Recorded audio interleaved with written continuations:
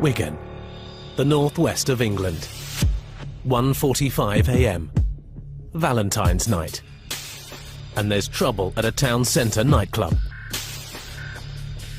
A bouncer has already been stabbed in the thigh. As another bouncer goes in to sort things out, the fight spills onto the street. Tonight, inside Britain's knife crime epidemic. Cut the main artery to my heart. Families in torment. It's the tiniest wound, and you would never think so much blood could come out of something like that. Close calls. You bleed to death in 7 minutes, and the average for an ambulance to get to you is 8 minutes. The truth. I know people, including myself at one time, that would have said, I feel naked if I don't have my knife on me.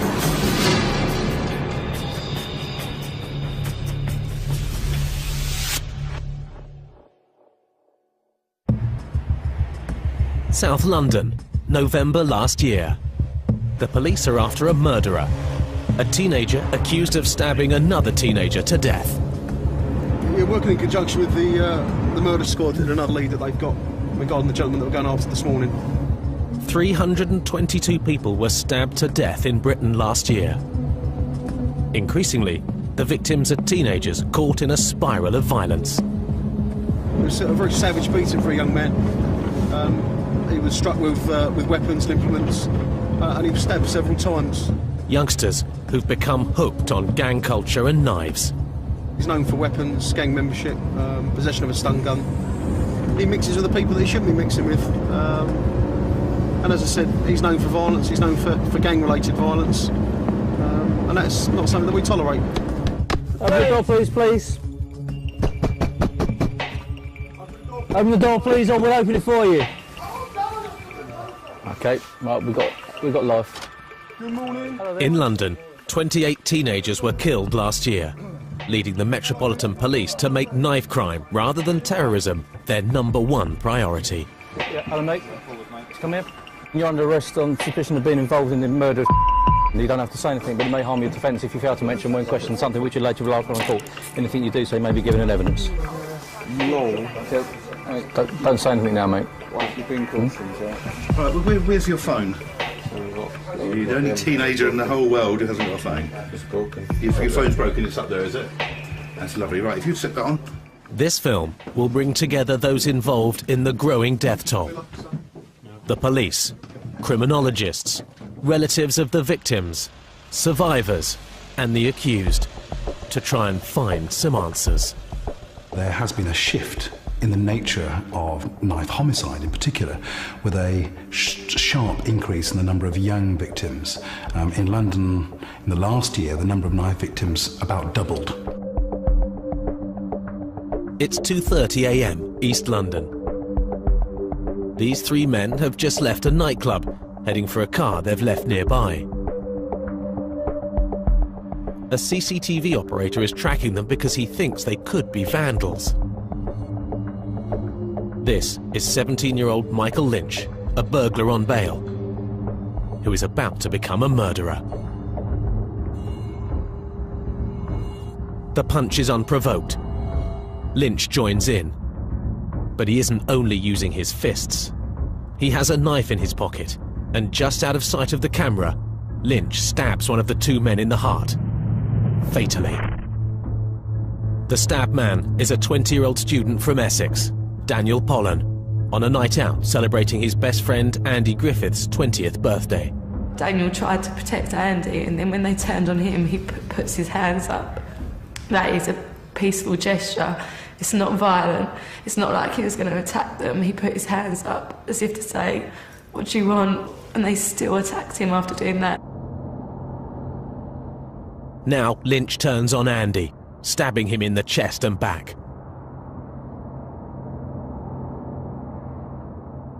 Daniel Pollen is still standing, trying to help. One of the men chases him away.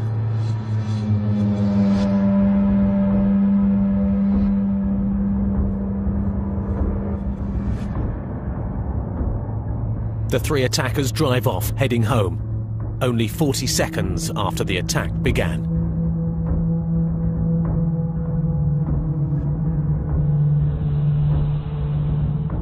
Meanwhile, another CCTV camera records Daniel collapsing with blood pouring from his heart. Andy Griffiths is now on his feet, barely conscious, also bleeding heavily. But help is at hand. Not the police or ambulance.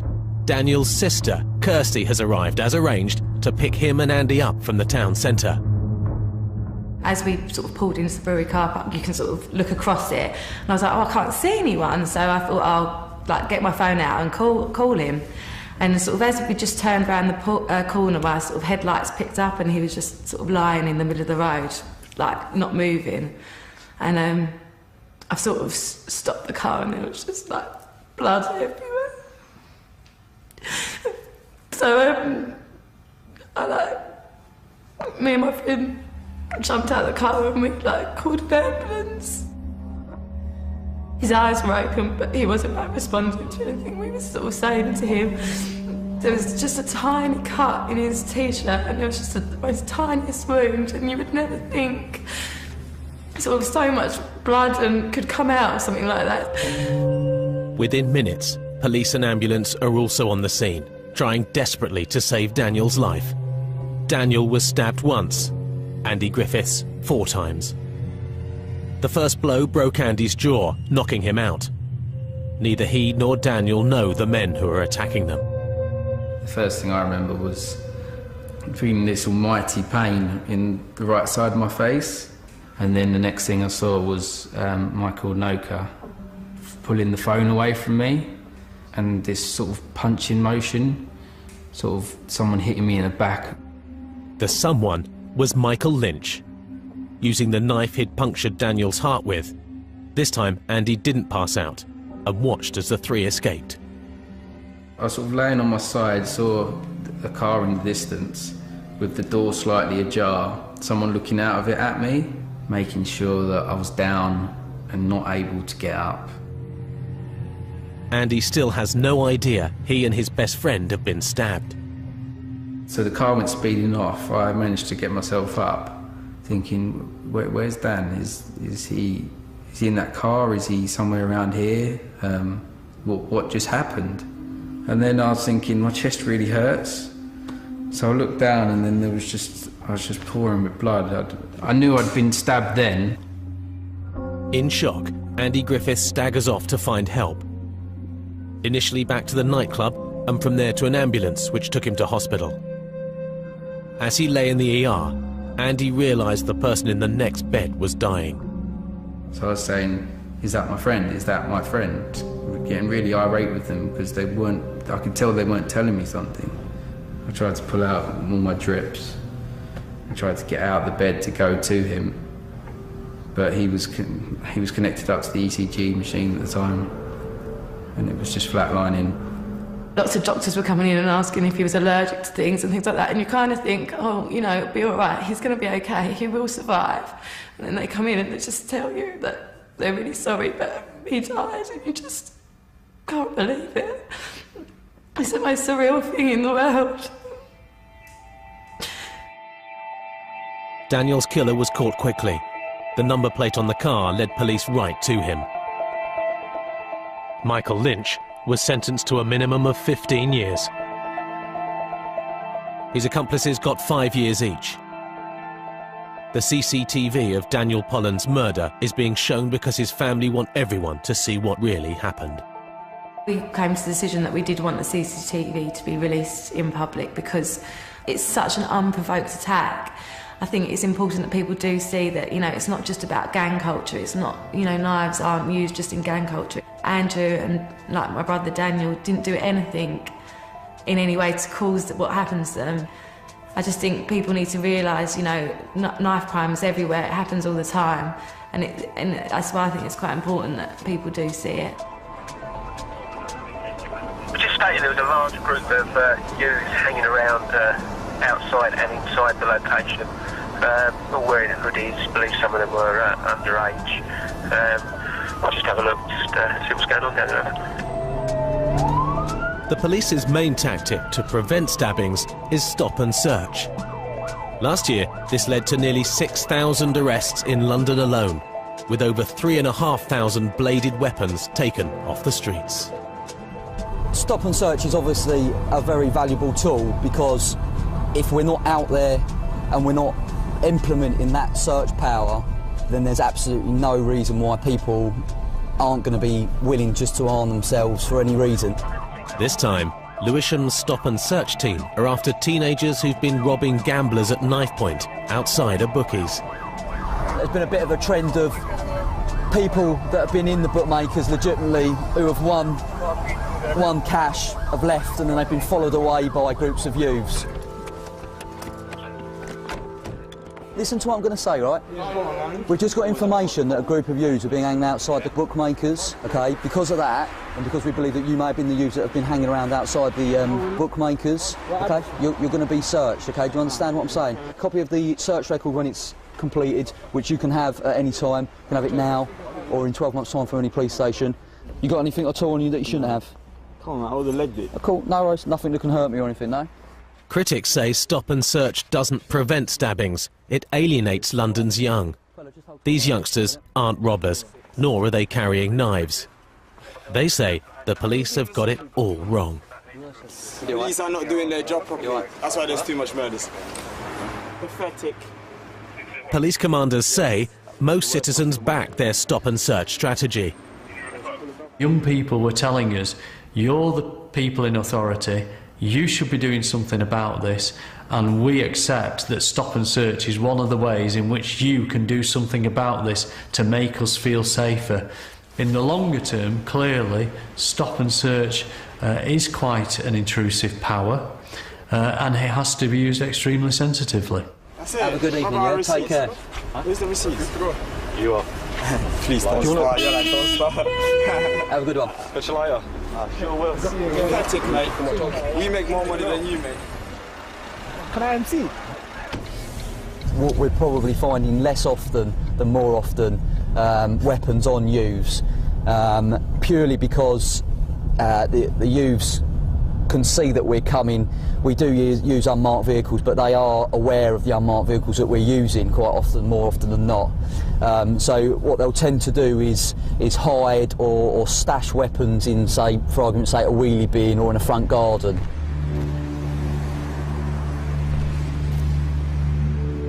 In some parts of South London, stashing knives doesn't always work. In Croydon, the police have a way of finding them. His name is Kaiser. Nice. It was kind of stuck in there. It was just, the blade was kind of half stuck in the mud. It's only been there overnight. Classic example of why this area is chosen by us. It's used as a cut-through. We know gang members and groups do use this area, and this just sort of vindicates that we're taking this tactic. Just found by the dog in the corner. Now that is a typical sort of weapon that we would expect to find in this area. I must admit that it's a bit surprising around the axe. I wouldn't have expected to find the axe, but certainly this is the typical sort of item and the typical sort of thing that a lot of the young youths are carrying. Simple kitchen knives, small, easily concealable. It isn't only bladed weapons that Kaiser has a nose for. See all these notches there? Clearly not being used for baseball, is it? I don't think balls do that sort of mark, so that actually is a very, very good find.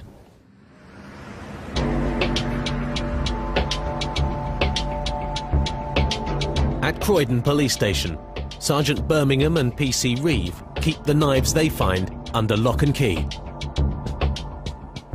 If you carry a knife and my guys are on duty, we will catch you. We recover 100 knives per month on average here on Croydon Borough, mainly from stop and search. Also weapon sweeps in set areas. The knives such as the Gurkha knife, the samurai knife or sword, but it is the kitchen knife. The kitchen knife is pivotal. It is the most common found knife or implement that we discover on the streets.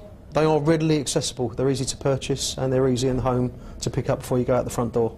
Sometimes if a guy or a lady's carrying an item like that, they'll make up a cardboard sheath and that can be carried in their waistband. A knife can be carried around the waist in the belt. We've also had incidents where a knife like that can be carried under the shoe. They'll take the shoe off and that can live under the inner sole of the shoe If you're worried or concerned about your son or daughter, engage your child before they go out. Please check your kitchen, make sure there's nothing missing. Getting people to report missing knives, or people who have them, is easier said than done. Had the passengers waiting at this South London bus stop called the police when they saw two 18-year-olds with a knife, this mother might not be grieving for her 20-year-old son, Billy Ward. This is where Billy died after a brawl on a bus. He was stabbed 9 times. Never be forgotten, Jesse. Never. His assailants were caught on CCTV minutes beforehand as they waited for a night bus due at 3 a.m. Starfield Badza and Junior Labango were openly aggressive. Labango was brandishing a knife at the bus stop. Badza was there as well. He was goading people. Several people saw the knife and no one called us. If somebody had called us on the night, potentially we could have prevented the murder of Billy Ward. Billy Ward got on the bus at the next stop. The internal CCTV recorded everything that happened. Trouble started almost immediately. Badza squares up to Billy Ward, his baseball cap touching Billy's head and his finger jabbing in Billy's face. Badza began to pick arguments with other passengers, and more specifically Billy Ward. That resulted in a physical altercation. Another passenger intervenes to move Badza to the front of the bus, away from Billy. The pair then turn their attention to stealing from a sleeping passenger. Then, as Badza prepares to get off the bus, he has another go at Billy Ward, and a fight starts. Labango had the knife. He and Badza were goading people on the bus, so it was my belief that they were prepared to use the knife if they encountered trouble. At the stop, the punch-up spills off the bus and onto the street. Badza grabs Billy Ward in an armlock before dragging him down an alley. Labango follows. Seconds later, Billy Ward emerges from the alley and then collapses, having been stabbed many times by Labango. It was 9 stab wounds, a relentless attack with a knife, and unfortunately the fatal knife wound pierced Billy Ward's heart, and he stood no chance. The CCTV images helped convict Labango and Badza of murder. Now both are serving a minimum of 18 years in prison. And that's all out, and it, Billy, the justice. You still don't bring you back, baby, is it?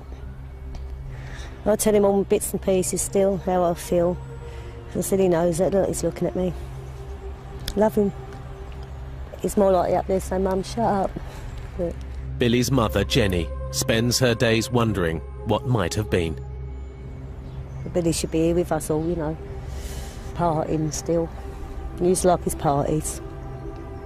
To lose someone special in their life, you bring them up, and to have that taken away from you, it is hard. Jenny Ward is also in despair over the ever-increasing death toll. Since Billy, look how many there've been. Usually hear it every day, every week. It's too much now. It's got to stop somewhere down the line. Since Billy died, 3 more teenagers have been stabbed to death in this part of London. To try and stem the flow, the Croydon police have been looking for ways to stop youngsters getting involved with knives in the first place.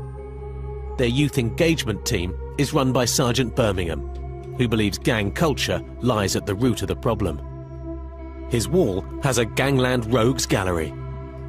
There is an escalation of the use of weapons. Crimes of violence have always occurred, but the use of a knife and the use of a firearm, they have increased. There's no two ways about that. What happens is if one gang's walking the streets with some knives and they've got a beef or an argument with another gang, the way to facilitate your own safety is for you to tool up, for you to carry a weapon.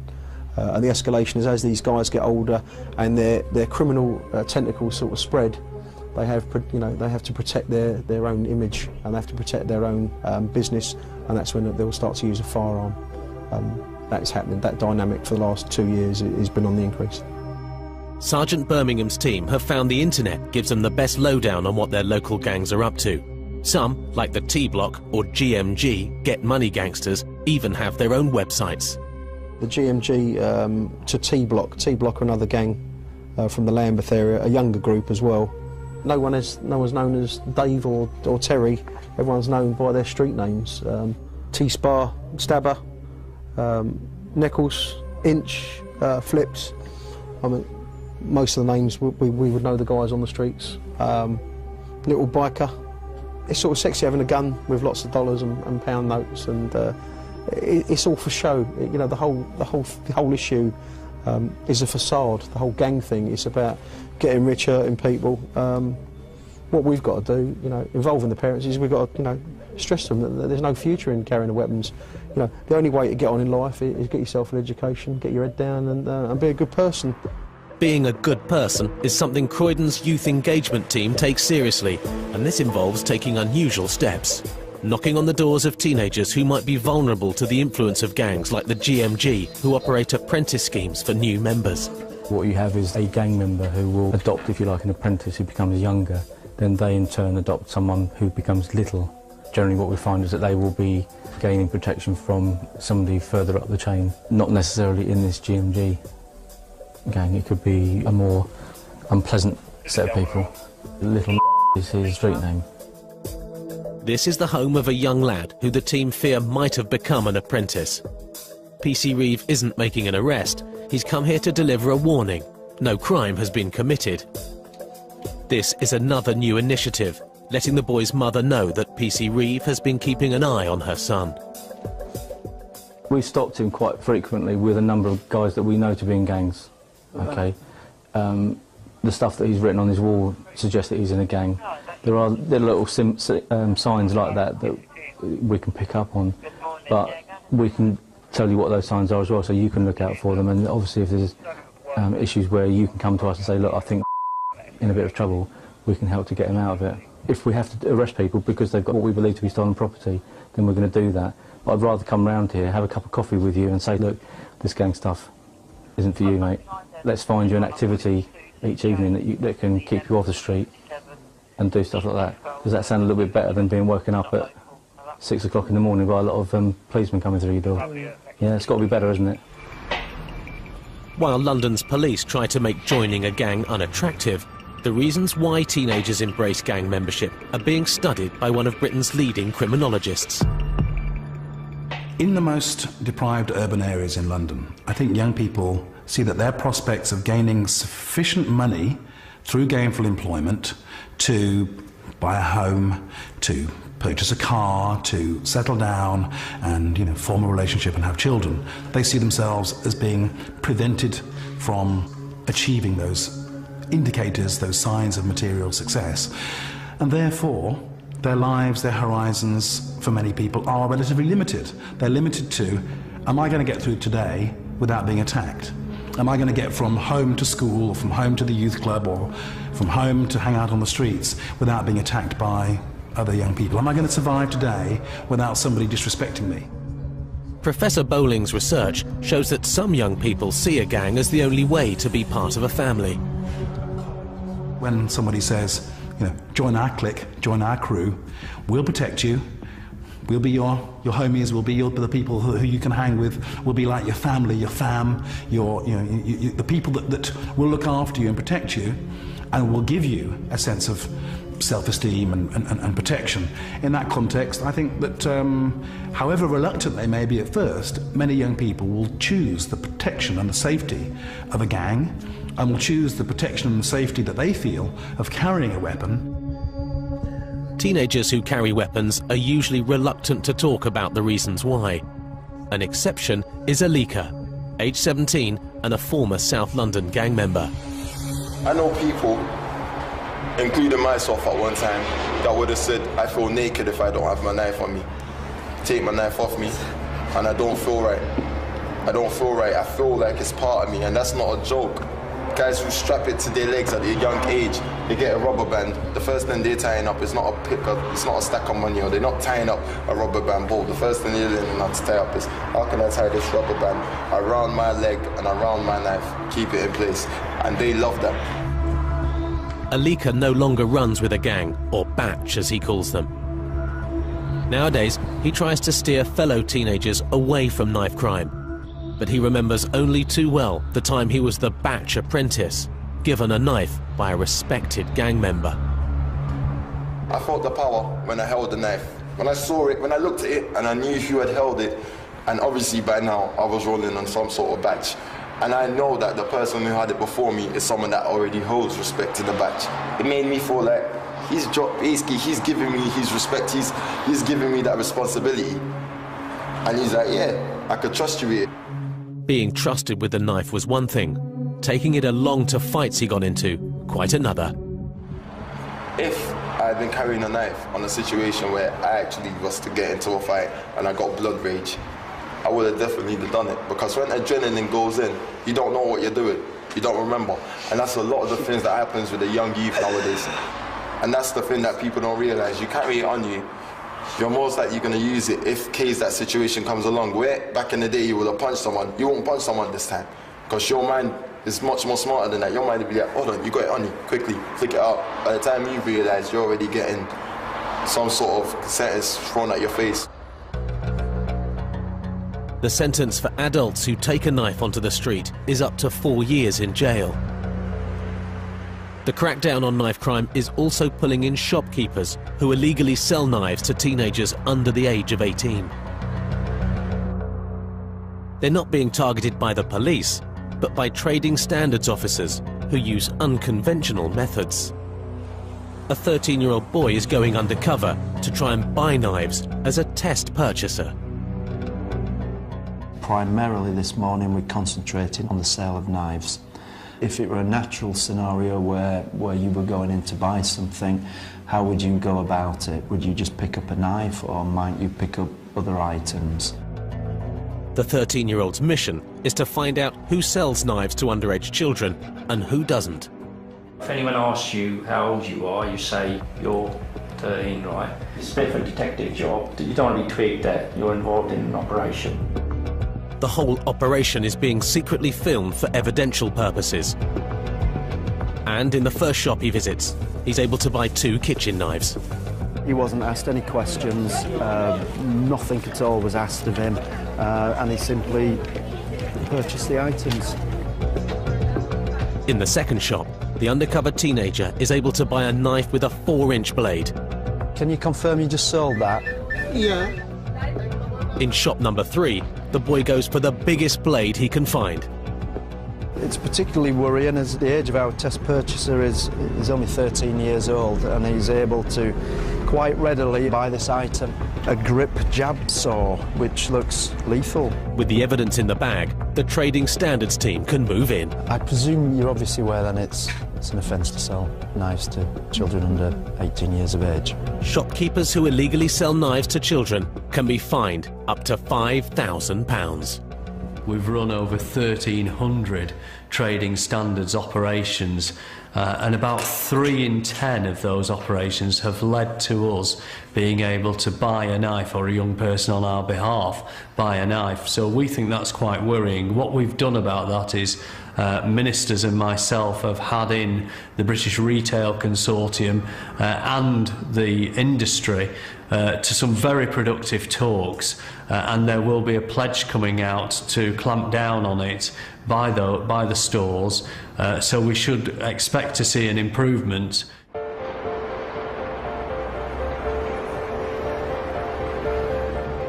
In North London, the police are after school children who carry knives. Official research has shown that 1/3 of school children have carried a knife at one time or another. Some schools don't want to be seen as having knife arches or as taking these types of interventions, but I would turn the argument the other way around, and I would say the schools that are doing those things are ensuring that there is a good, safe learning environment for their pupils, and are being proactive in addressing any issues that the young people might have. The law has recently been changed to allow teachers and police to search school children without parental permission.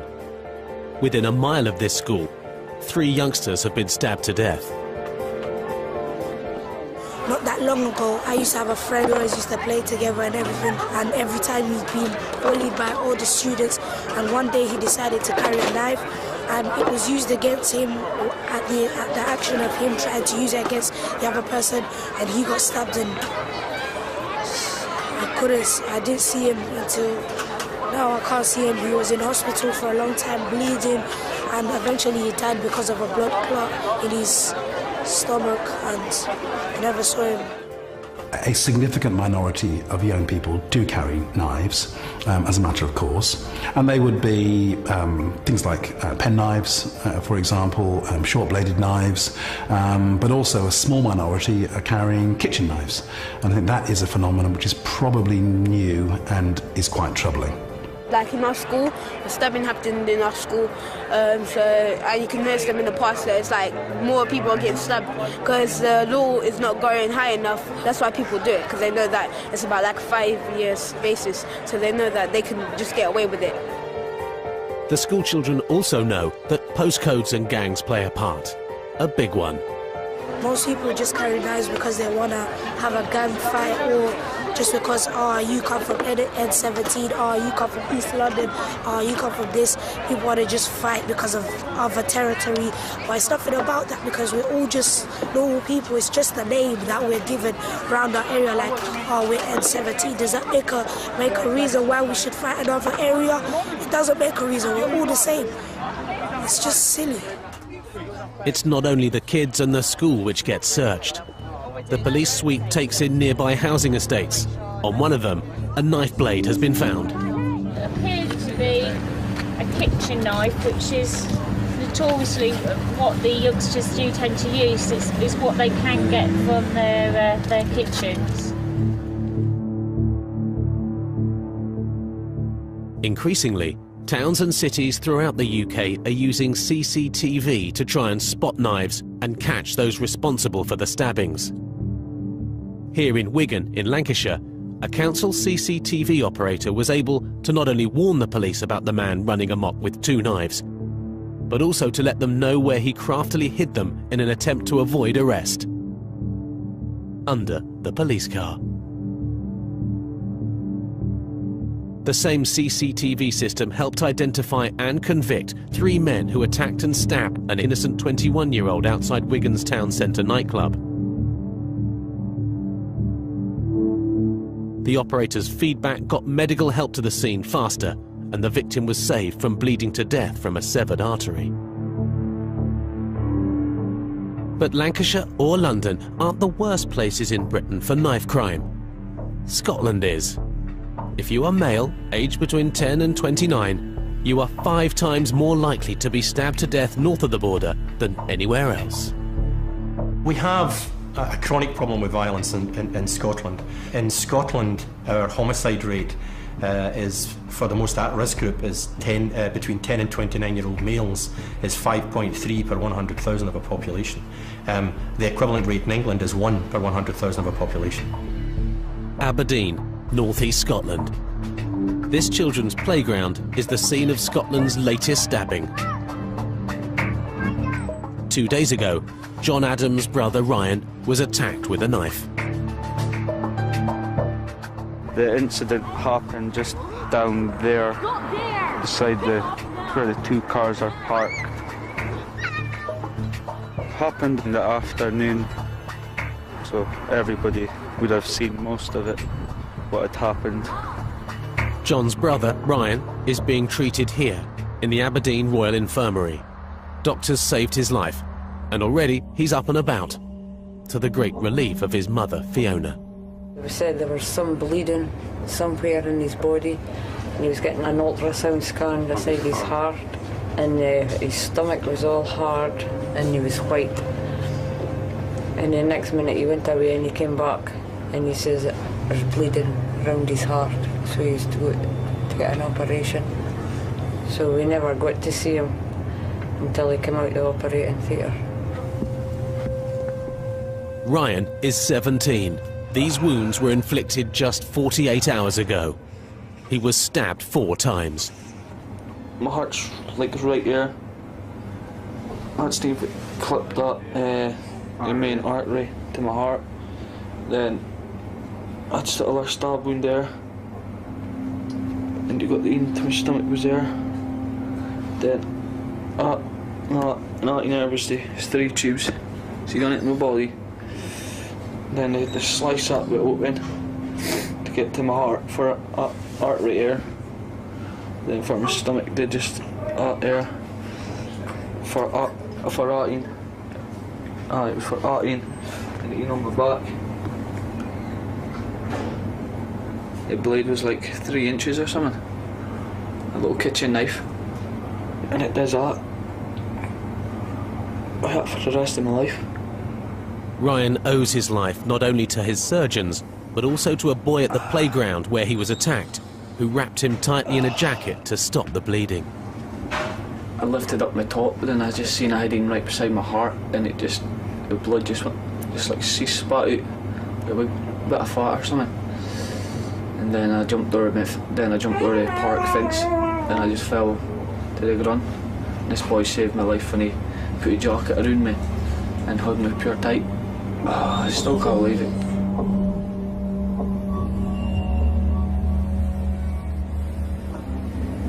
It was just nearly taking my life away. Aberdeen is not the worst place in Scotland for knife crime. Glasgow is. It's also the murder capital of Britain, with more killings per head of population than London. We have 3.5 times the number of homicides committed by using a knife than anywhere else in the UK. 3 times means around 40 fatal stabbings a year in Glasgow alone, with a further 214 attempted murders with knives. Almost all are gang-related, statistics which some Scots take for granted. We call that recreational violence, and it's based around territory. And the territories that we have and the gangs who operate within them have been there for 40, 50, 60 years. It's the same gang names. They fight in the same areas. And they will fight and attack you because you don't come from that area. We have probably 100 and odd gangs in the west of Scotland. In one area of Glasgow, in the East End, we've got 55 gangs. We've got about 700 members of those gangs, and they'll range in age from 12 up to early 20s. Matthew McAllister, 16, and Dennis Scott, 19, live in Glasgow's East End. They also know all about the gangs. Dentoy, Baltoy, Provi, Drummy, Agro, Skinheads, Torn. Over here's Skinheads, this is Wellhouse, and mostly the bottom party, it's the worst, that's where mostly all the fighting that happens. It's Torn and Skinheads that hate each other the most. Some of them can get slashed, some can get stabbed, or else you can get chopped with a sword or something. If you were going to walk through there, then you would need to have something on you. Somebody shouting at the bush, a fanny. The territorialism that underpins these Scottish conflicts is being studied by Professor Keith Kintray at Glasgow University. He's discovered that the battle lines get drawn at an early age. These maps represent a particular part of Glasgow, and they were drawn by young men who were attending the same school. The main road goes down the middle, and for this guy here, he feels safe in his home territory, which is the area marked with the red boundary, and the other side is where it's unsafe, which is marked don't go on here. And for this guy, it's safe on this side and it's unsafe on this side. It's a mirror image of that one. These territories are both very, very clearly demarcated. Can't you cross that road and can't you cross that road now, can?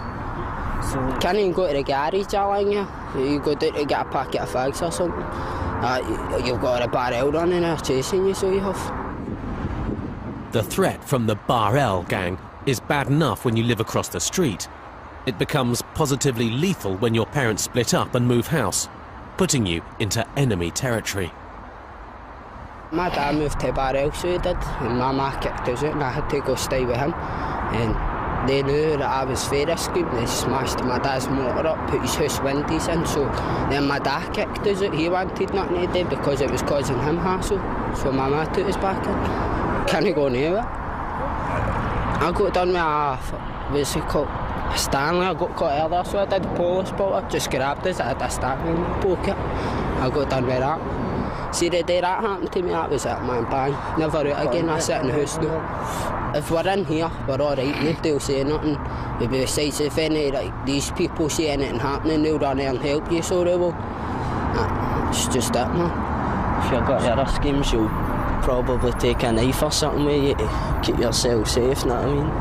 That's what that's for. Sometimes the motivation for joining a gang is as simple as because that's what you do. That's the norm. Because your big brother's in the gang, because your dad was in the gang, or your uncle was the gang, or you don't have a choice, you've got nothing else to do, and it seems my friend's in the gang, I'll do it. So I don't know that young men make that conscious decision that it's about to start. Sometimes there isn't a choice in it, it's what's there. What's here now, in this part of Scotland, is an escalating horror, involving weapons even more powerful and dangerous than knives. I jumping about with taser guns and all that now. The actual taser guns with the polish shows have got aim on it now. But like big machetes, like blading, it's about that size. I was fighting with Trossachs Street and that. We were running round a corner and a wee guy ran round. Whacked us with a big sword. I see that one there. That was on a bus that bit, just somebody ran up, bang man, away again. Any day per man, could have hit an artery or anything man, but stuff happens. Stuff happens all the time here, and not everyone walks away with just a scar. Hi Scott, all with me. How you doing, Dad? Not bad, yourself? Aye, great. Brilliant. You shoving the kettle on? I don't know. Alright. 7 years ago, Scott Breslin was an active teenager, but since being stabbed at the age of 16, he's unable to use his limbs and needs constant help. He's a normal 16-year-old, so I used to sort of run and jumping and climbing and whatnot, and then all of a sudden these limbs aren't open to him anymore. Scott was the victim of an unprovoked attack by two fellow teenagers. A single knife wound left him a quadriplegic for life. This was the spot here where it actually happened. Just seen the knife came round the side of me, stabbed me in the neck, and it just felt like a punch. As soon as I felt that punch, I just hit the ground and the lights went out. I lost my teeth, shattered my nose. The spot on my neck is probably about 1 centimetre long, but it resulted in me being paralysed from the neck down now. The teenagers who attacked Scott were caught and sent to prison, but Scott's father feels let down. To me, the punishment they got didn't suit the crime. Those two guys, one was sentenced to 10 years, the other one was sentenced to 4 years. The one that was sentenced to 4 years did 2.5.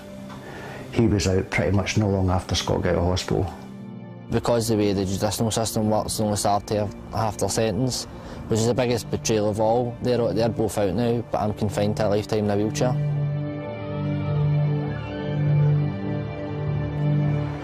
At one of Glasgow's biggest hospitals, doctors treat over 700 knife injuries every year. Most are truly horrific, even when you know the victim survived. Quite clearly is a knife sticking into this man's back. This is within what we call the cardiac danger area, and you know the lungs are there. There is the major artery from the heart there. You can actually reach the heart there or the aorta, and that can be a fatal injury very, very easily. Rudy Crawford is the senior consultant surgeon in the A&E department. He's seen every kind of knife injury. Machetes are very popular. They used to sell them down the barrels for £3 or £4, you know, and it's surprising the number of people that carry them about the person.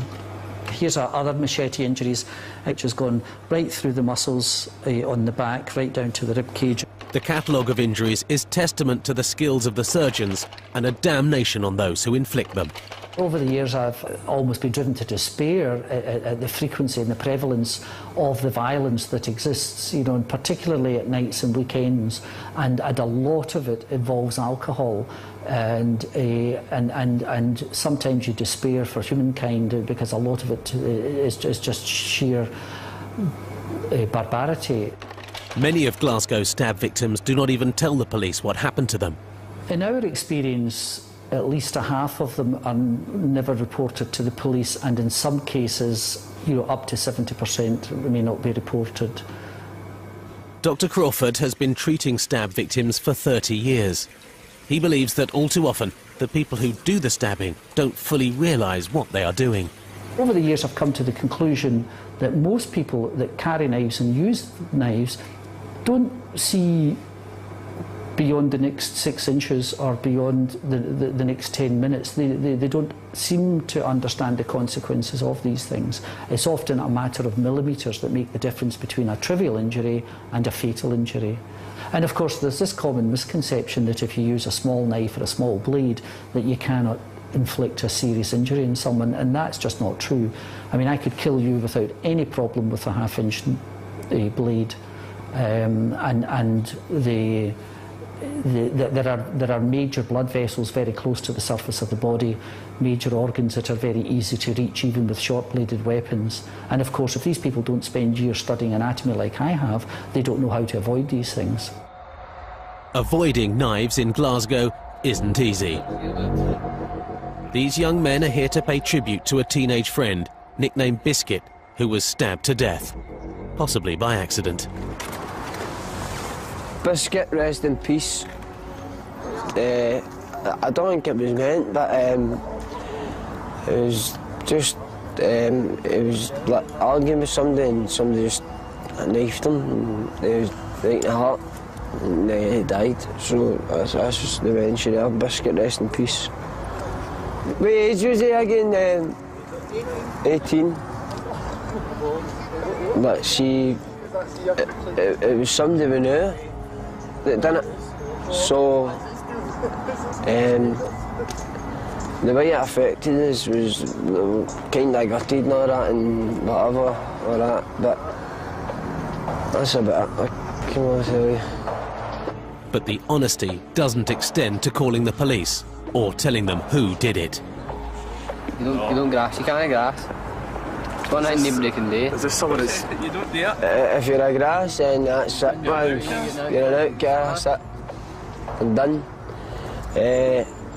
So that's how when people get stabbed or slashed or whatever and they're in hospital and all that, I don't want to tell a poor setting because you want to get the rain back.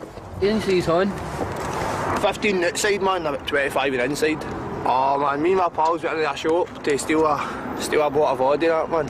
The guy ran out and grabbed him, so I put a bottle there. He said his brother chopped us. Last thing I remember was an ambulance. Hey, where's that scar with Pride Big Kev? He wears it like a Rolex. Show me where you got shot. Aye. This is his track marks. There it is, yeah. Kitchen devil right through there. There, through the other side. What else?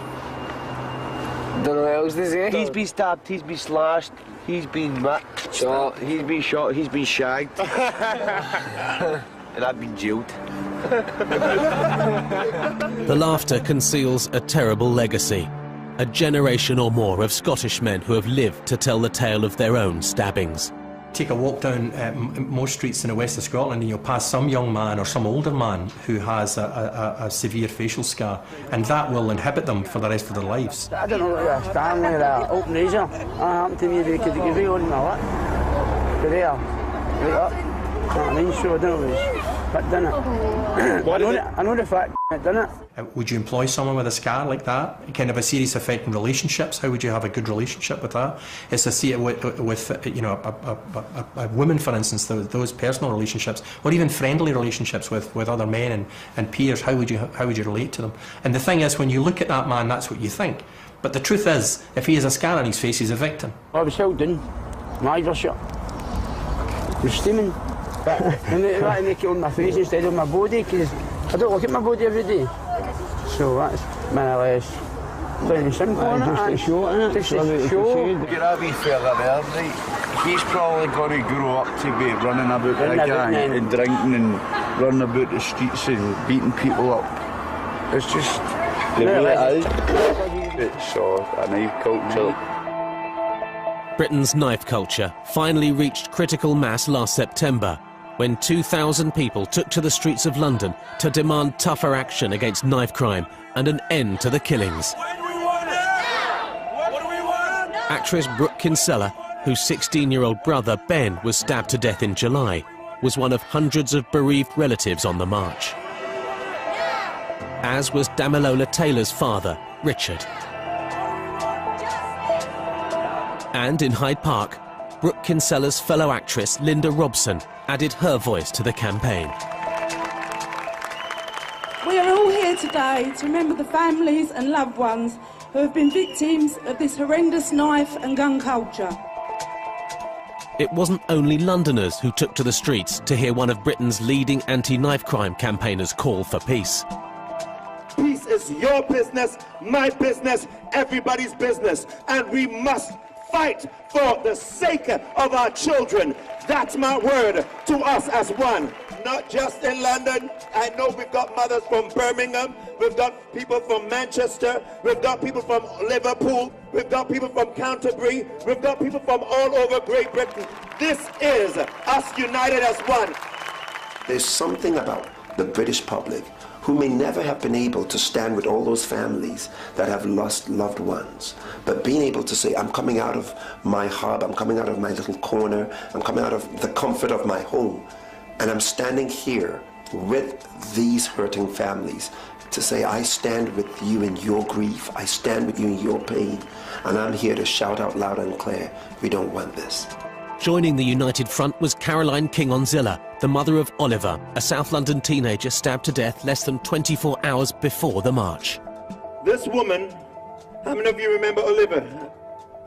The young boy who got killed just on Friday.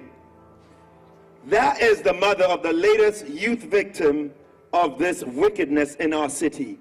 I just called them last night. I said, there's a walk. I hope you can come. Immediately, she came out with her family to come and take a stand to say, in spite of her pain, we've had enough of this. And this has to come to a stop. Some mothers may say the pain is too much for me, I can't come out, I can't come into the public, I can't take a stand. But when I saw her there, I was so elated, and asking her to come to the stage was just so special. That was a moment for her, and for all of us. For all of us, a moment of courage. Oliver King-Onzilla was 19, a prize-winning footballer. He became the 20th teenager to be stabbed to death in London last year. His funeral became another rallying point.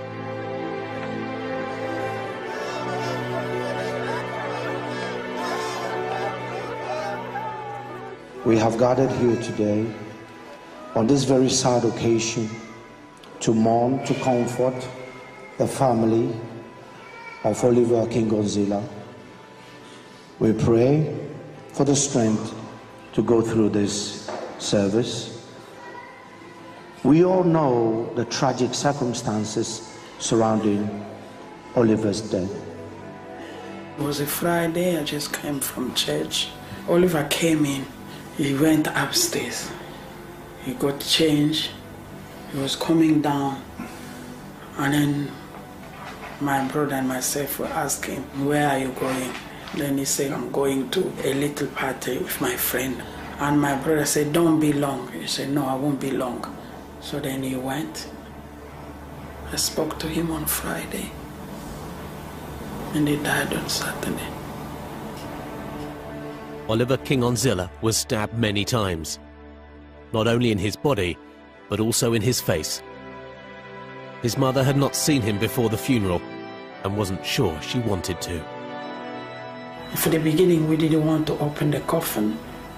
We said we don't know how bad he was injured because I didn't see the body. I didn't see. Since he died, I wanted to keep his memory that night when he was going out.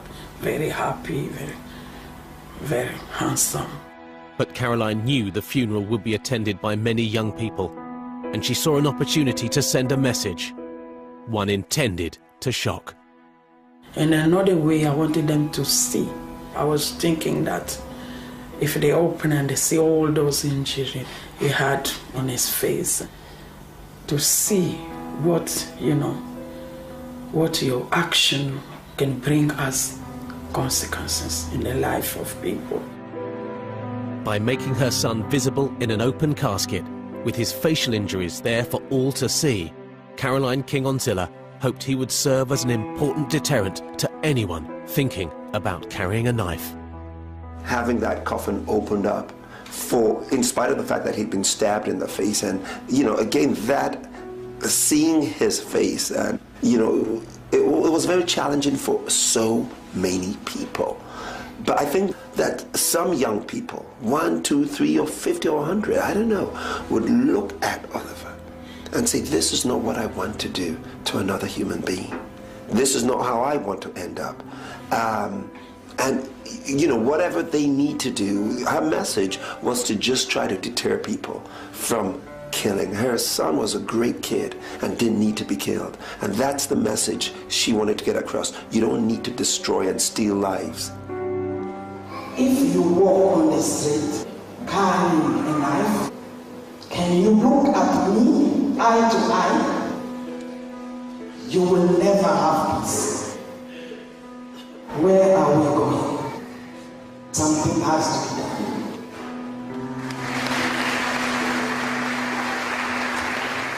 Finding that something is what everyone involved in the battle to end the spiral of violence and teenage deaths is determined to do. But according to those in the front line, the real truth about knife crime in Britain today is that there is no simple solution. At the moment, we don't really invest in early intervention to divert young people from serious crime. We kind of allow the young person to run until they've got themselves into a situation which is, you know, life-changing, and even to the point where it might involve injury to themselves or to other people. So I think early intervention in supportive and social ways is an absolutely critical part of this process. Knives and young people and violence is a big complex problem. We tend to start looking for big complex solutions. I think we forget the importance of the simple solutions. Good families and good parents, good social neighbourhoods and communities, things to do, good education, good positive male role models in young men's lives. Those are straightforward, simple things, and if you look back, those are things that always worked. The police role is about preventing crime and detecting crime, and often we are at the end of the process. So if you get the parenting, the education, the employment and all of those pieces right, then actually the demands on policing, the demands on the health service in terms of people being admitted to hospital with injuries go down. Let us remember the person we had fun with, the person we went to school with, the person we played football with. He was young, but yet he made an impression, and that we must remember.